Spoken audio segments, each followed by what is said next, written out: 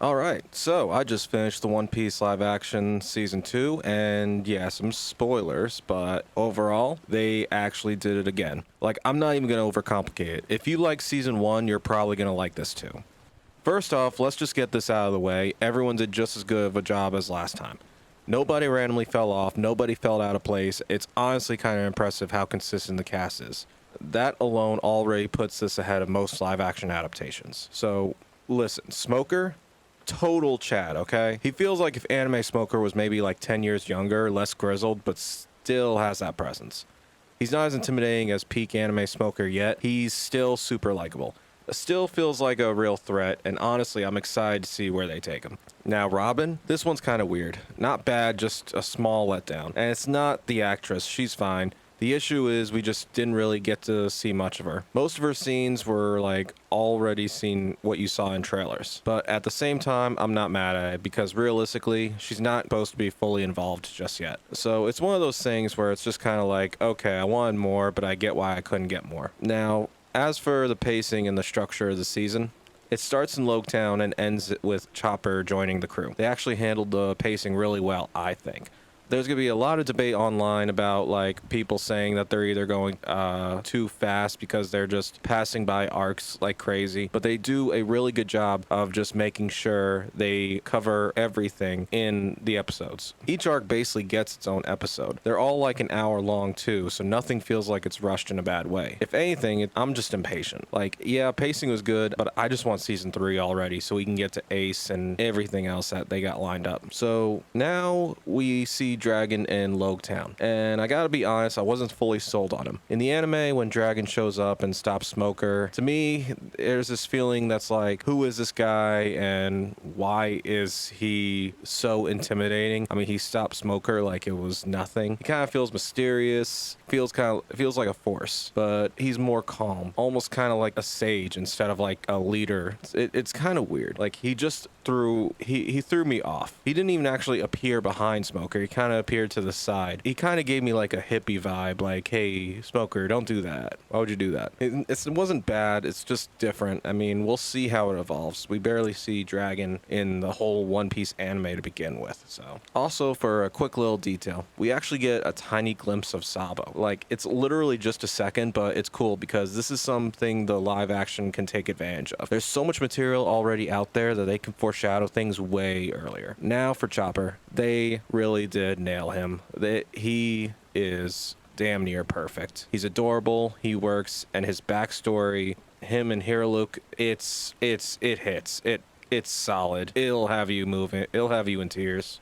They got that right. I even seen the reaction to where the cast members actually watched the Hero Luke scene. To be honest, I even wrote the script for this review like a couple of days ago, and I still can't get the Hero Luke scene out of my head. Like, it stuck. It really did. I might have even liked it more than the anime. And here's where will probably be my biggest complaint of the whole season, though. And it's they cut out some scenes that I kind of wanted to stay in there. They cut out some of Chopper's struggle, specifically the parts where like he gets rejected by the other reindeer when he eats the devil fruit, and they cut out the part when he goes searching for the mushroom. They even cut out the part where he looks up the mushroom, if I remember correctly. And there's that scene where he actually fights for it too, because I already said spoiler alerts, but when Hero Luke is sick and he goes out looking for the mushroom to try to save him, he has to pass by his old reindeer like tribe or whatever it is, and he actually ends up getting into a fight with them, and that's why he ends up so battered when he comes back. They kind of cut that whole thing out, so all you really see is Hirulu getting sicker, and then all of a sudden Chopper shows up and he's all battered and he's got the mushroom, which is still fine. I mean,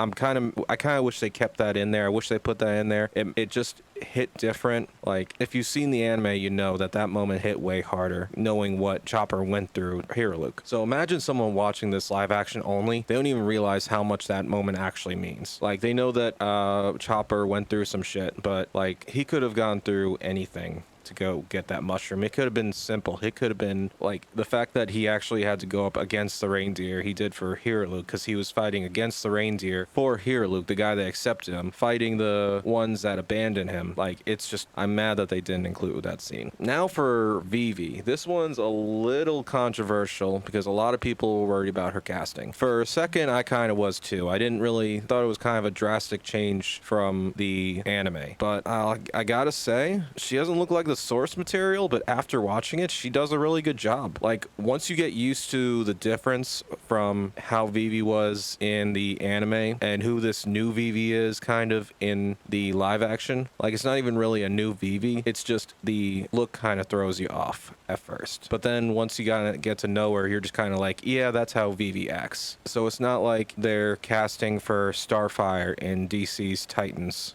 where they just butcher the whole character. Here, they actually gave you somebody who fits the role and does a good job with it. We also get our first look at Brook as a human during the Laboon part, and somehow people are complaining about him online. I don't understand this. Like, I don't get it. He looks good. If you want to complain about Vivi, it's fine, I get it. But Brook, like, now you're just being picky. Like, honestly, I'm just excited to see how they do him when he's all bones. We even get a brief look at Crocodile, and trust me, he fits. Even in that short moment, you can already tell they understand the character. And now for my biggest call out about this whole thing is the actors, because here's the deal. With the live action adaptations, they usually go one of two ways. They either don't understand the source material and deviate so far from it that it's just ends up being a pile of dog shit, or they just don't care. Then it turns into wasted money and absolute garbage. But this feels like people who actually respect One Piece. Like the actor for Zoro, for example. He literally pushed back on them trying to cut out important scenes. Like, they wanted to cut the Katetsu sword scene and tone down the 100-man fight. He's basically like, no, we're not doing that. You got to include those scenes. And thank God, because those moments are actually really good for this whole live action. Those scenes are what fans wanted to see. I was already annoyed that they cut out parts of Chopper's story. Could you imagine if they cut the sword scene too? I would definitely have been pissed if they cut the sword scene, because that's like a huge part of Zoro in the beginning. And then this part I don't get, but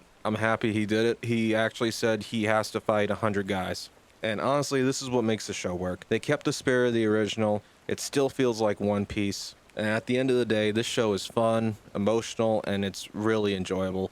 It's consistent. I would watch it, honestly, again, no problem. Everybody plays their role well. The world still feels right, and it doesn't feel like a watered-down version of the anime, which is rare. Honestly, I can't wait for season 3. It was really good. If you haven't seen it, go watch it. You'll enjoy it. If you enjoyed season 1, you'll enjoy this. If they keep this up, we might actually get one of the best live-action adaptations ever. It's already done a fantastic job. And that's something I never thought I'd say about One Piece. Like, when I first saw the trailers for season 1, I thought it was going to be the worst adaptation ever. I thought it was going to look so cringy. I thought it was going to look so bad with the effects and everything. Because in my mind, I was like, how are you going to do a main character who has rubber band powers? And how do you make that look good on a big screen without it looking just terrible? But somehow they kept the spirit alive of One Piece being kind of comical, and they kind of leaned into the goofiness, and they just make it work. So that's all I got. See ya.